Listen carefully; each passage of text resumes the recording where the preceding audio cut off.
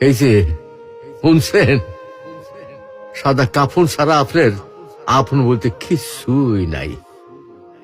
হকগুলো এই স্বার্থের কাঙ্গাল, বুঝলেন? এই স্বার্থ ফুরাই গেলে গা হকগুলি আপনার সাইডে চলে যাবো গা। আর যখন হকগুলি আপনার সাইডে যাইব, তখন দেখবেন আপনার এই সাদা কাফনই একমাত্র আপন হয়ে থাকবো। তা বা কয়দিন কন? আহারে জীবন, কিসের লাইগা এত কিছু করতেছি? এরই নাম কি জীবন? এই আছি, এইটাই ফুটুস ফুটুস। কিছুই আমার লোকে কবরে যাইব না। না যাইব আমার শখের মোবাইল ফোনটা, না যাইব আমার শখের গাড়িটা, আর না যাইব আমার শখের বাড়িটা।